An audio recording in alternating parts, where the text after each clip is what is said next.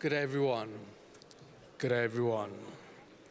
My name is Qaa'im Abdool, and today I'm going to be talking to you about a car crash I was involved in back in 2004 and how this experience permanently changed my life. I was just about to turn 17 at the time and was in the midst of the hectic pressure of HSC life. I was studying hard in hope of becoming an industrial designer for Honda. I was enjoying every moment of the journey. It was Anzac Day and I had the night off of studying to attend a 50th birthday party. After the party, my older cousin offered to drive me home. I was exhausted, so I ended up falling asleep in the passenger side along the way home. He was speeding, doing almost 100 kilometers per hour on a 50 zone. He lost control on the bend, sending us flying into a taxi and then into a telegraph pole. My cousin left the car unscathed. I was not so lucky. The sheer blunt force of the impact gave me a traumatic brain injury so horrific that the paramedics refused to let my dad see me or even drive me to the local hospital. The internal bleeding on my brain wouldn't stop, so the doctors told my family to prepare for my death.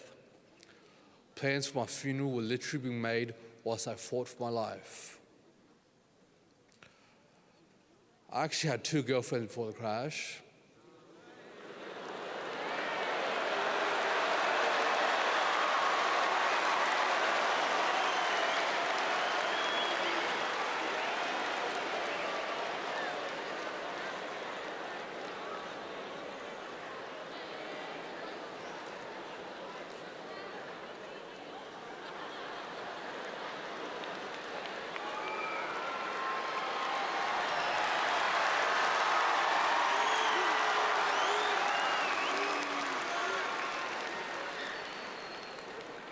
And they met for the first time when I was in ICU.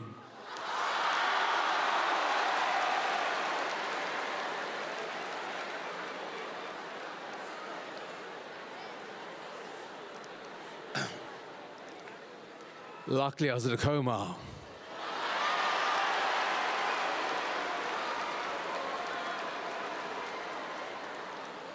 Otherwise, I would have been in trouble.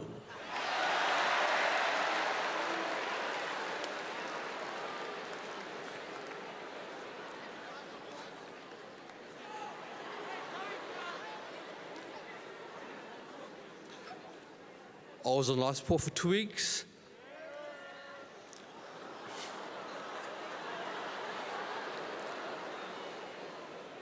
And in an induced coma for the following month.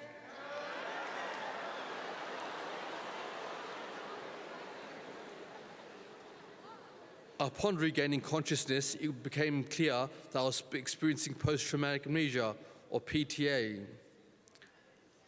PTA, post-traumatic amnesia, is acute loss of memory and a state of confusion.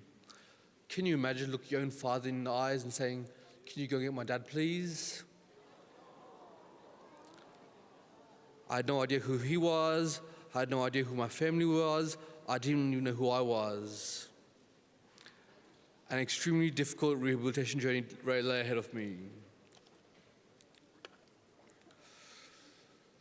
During one of my first home visits, I wheeled myself around the house and couldn't recognize anything.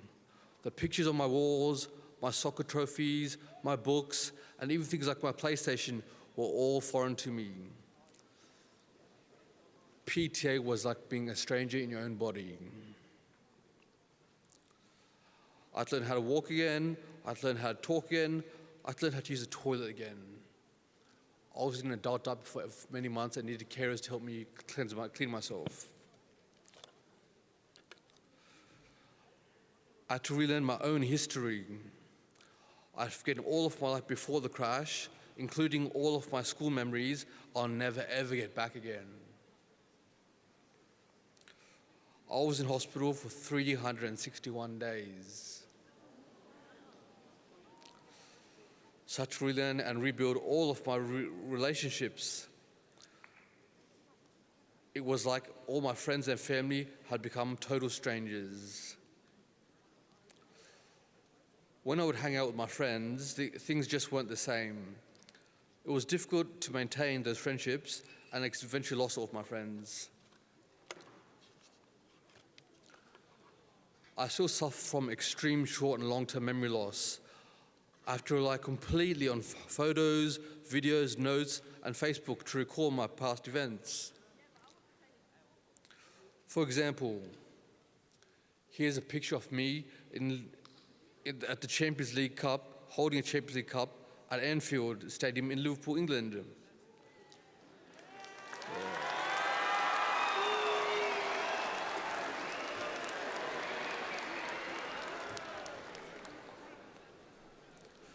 I got to tour the stadium with a friend of mine and had some pretty exclusive Liverpool FC experiences. Unfortunately, due to memory loss, I do not remember any of this. If I didn't have these photos, it would be like the trip never ever actually happened. Also experienced a range of physical and mental health issues brought on by the crash. I spent most of my weeks getting support and therapy for these issues for different doctors and specialists. For example, my toes.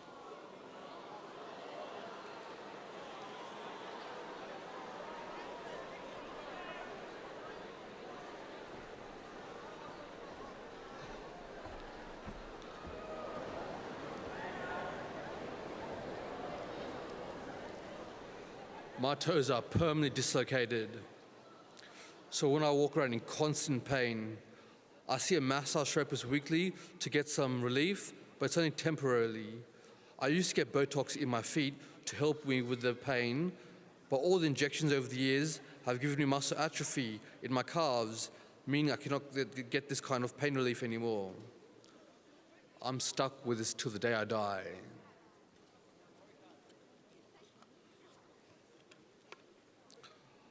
I have no peripheral vision on the right-hand side of both my eyes. This is what the world looks like to me.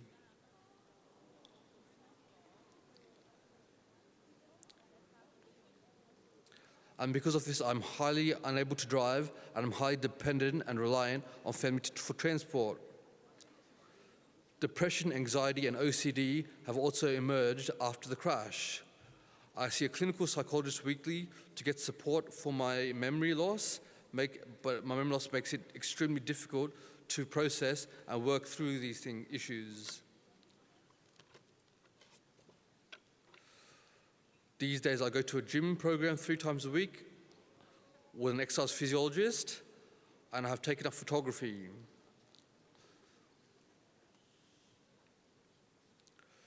Sharing a road safety message with you all is really important to me, because 1 minute of speeding totally changed what should have been the best years of my life.